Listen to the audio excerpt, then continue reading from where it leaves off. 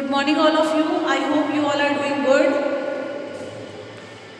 So let's start our new topic, which was yesterday also we were doing this. Lesson number 17, brothers and sisters. So I had explained this whole poem to all of you, and now today's work is to complete the exercises of lesson number 17. So yesterday it was the poem was explained to all of you, and I had given homework to read the poem, read the full poem and write 8 lines of the poem in your notebook and do word power of given which is given here. This also you have to write down in the notebook. So I hope you all have done these 8-line poem of lesson number 17 and word power in the notebook. Now we have to do fill in the blanks and question answers.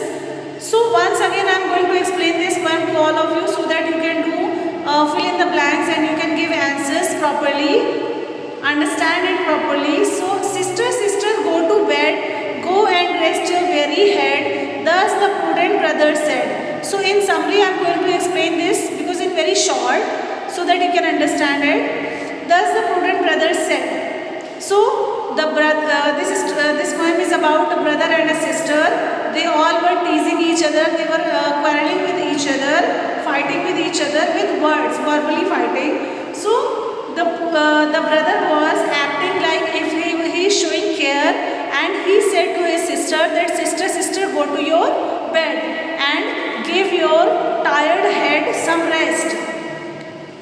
So his sister replied that, do you want a battered hide or scratches to your face applied? So do you want your skin to be injured? Because I will scratch you. So do you want your skin to be injured and scratches to your face? Because don't disturb me, otherwise I will scratch you. Sister, do not raise my wrath. I would make you into mutton broth as easily as kill a moth. So the brother replied after hearing this that, do not raise my anger, otherwise an insect that is called a moth is an insect, like it is as easy as kill an insect, it is as easy to make your mutton soup, make soup of your mutton, your flesh. So I will cut you into pieces and make broth means soup. So I will make soup of yours. So the sister raised her beaming eyes. So her sparkled eyes, she raised at him in anger, and she said and looked on him indignantly. Indignantly means angrily. So angrily she beamed her eyes and said to him, and sternly answered, and strictly she answered, only try, just try one time, then I'll show you. So off to the cook he quickly ran. Dear cook, please lend me a frying pan. So after hearing this, that she is showing anger to him, he quickly ran to the cook who was cooking in his house, and he said to the cook that, dear cook, please give me a frying pan. To me as quickly as you can, just give me that frying pan. And wherefore should I lend it to you? The reason cook is plain to you. So after hearing this, the cook said that, why should I give it to you, the frying pan? Why should I give the frying pan to you? Give me the reason. So I wish to make an Irish stew. Stew means a vegetable, a dish which is made of vegetable and meat. So I will make a dish. I will make an Irish stew. What meat is in that stew to go? So whose meat will go there? The cook asked. My sister's will be the contents. So my sister's meat will go. I will cut her into pieces, and her meat I will put in that stew. Oh. After hearing this, the cook said, oh. So the boy asked, you will lend the pan to me, cook. So now would you like to give me that pan? The cook said, no. So this was the poem, this was the explanation. I hope you had understood it yesterday also, but those who did not see, they can understand today. So I hope you all have done word power also. Let's come to fill in the blanks. The brother asked the sister to go and rest her dash head. Which head?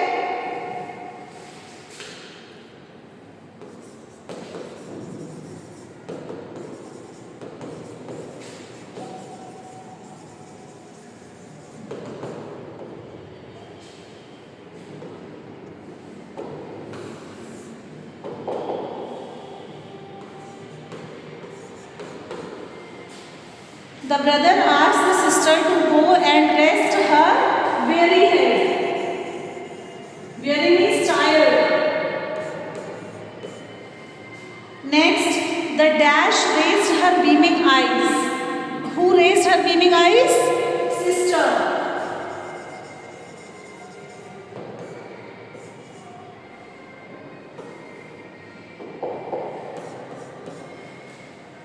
The brother dashed to the cook. The brother dashed to the cook. Ran to the cook. Cook quickly ran to the cook. So, ran to the cook. He wanted to make an dash stew. He wanted to make an Irish stew.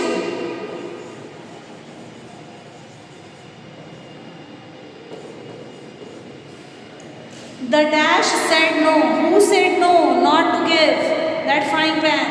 The cook. The cook said no.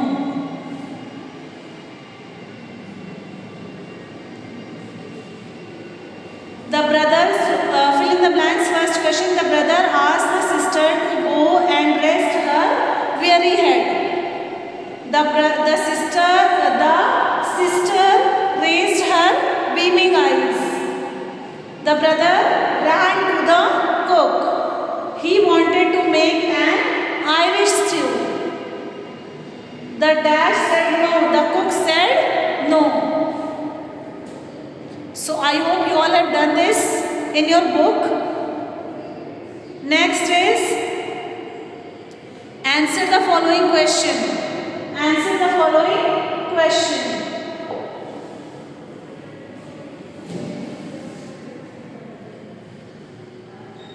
Answer the following question.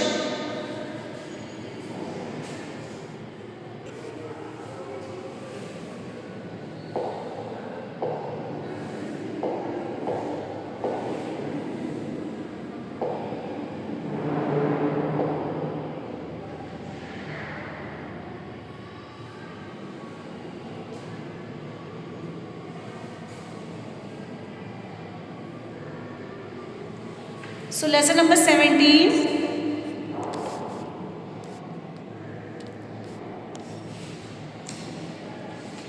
Brother and sister, answer the following questions. I hope it is visible to all of you, and I'll be sharing the PDF with you on study material option. I'll be sharing this PDF. First question is, what did the brother say to his sister? What did the brother say to his sister? The brother said to his sister to go to bed and rest her weary head. The brother said to his sister to go to bed and rest her weary head. Our second question is, what did the sister say in reply? The sister asked the brother that whether he wanted his skin to get injured or scratches on his face. The sister asked the brother that whether he wanted his skin to get injured or scratches on his face. Our third question is, what did the brother say in anger? What did the brother say in anger?